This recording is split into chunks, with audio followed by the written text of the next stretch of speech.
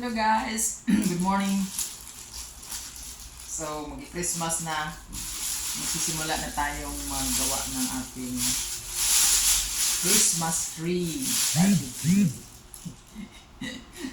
Although wala naman silang paniniwala masyado sa pero alam mo na, in the spirit of Christmas guys, we try to be same as the others do because we are in Chinese country, so I don't think they believe in it.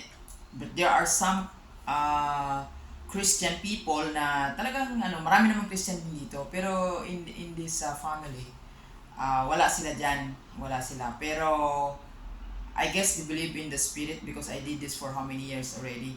So next week it's already December, so parang ang bilis lang naman ng panahon.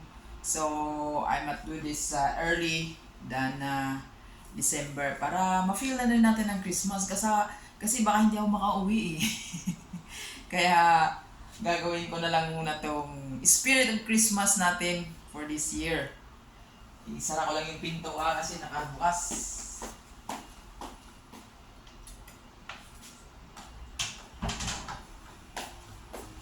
So, ayan na guys.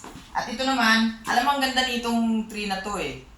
I usually put this area here kasi hindi naman ganun ka yung ating space, ganun kalaki. So dito ko siya nilalagay parati.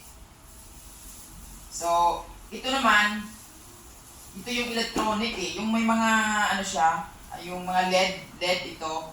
Ito eh. Magandang ilaw nito kaya hindi na natin kailangan maglagay-lagay pa ng mga lights na pinupulupot natin. Hindi na kailangan. Na to, tsaka meron siyang mga bulb dito sa dulo.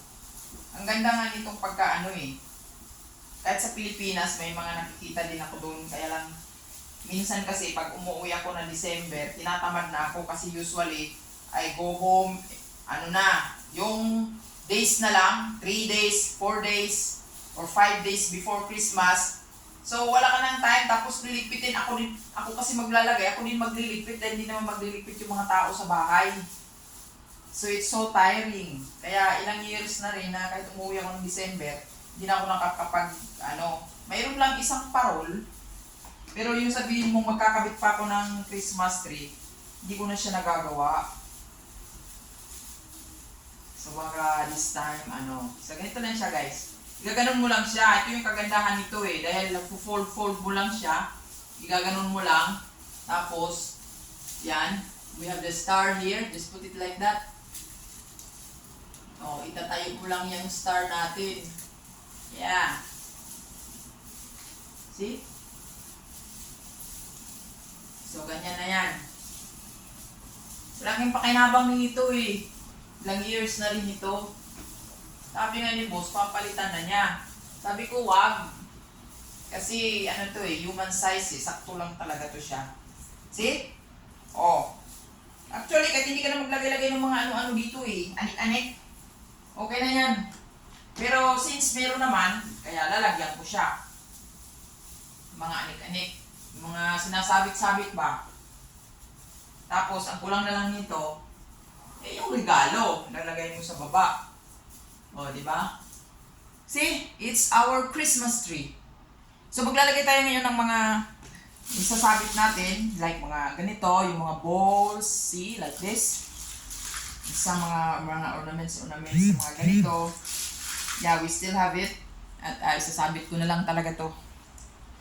Yan. Very easy lang naman eh. Yeah. Ito naman, wala naman nating, hindi naman natin kailangan magpa-design ng mga Christmas tree katulad ng iba. You need to spend money yearly kung ano ang motif. Yun yung Ito sa bahay, wala lang. Simple lang yan. Yan. Saka, simple rin pagligpit eh. At saka meron din dito mga stars. Ito naman, katulad nito Pag ito nilagay ko dyan, ang ganda nito eh, lalo na sa gabi. Iilaw na yan. Tulad nito. Ang nga nito eh, ang galing. See? Like that.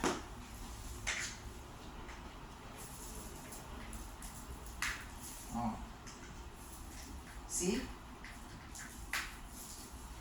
Di ba? Ayos na ayos.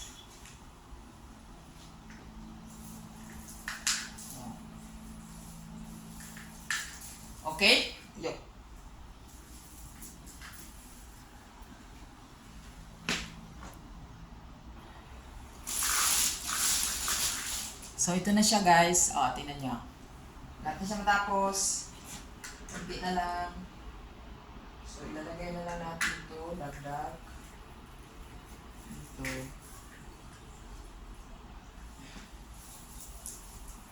Yeah.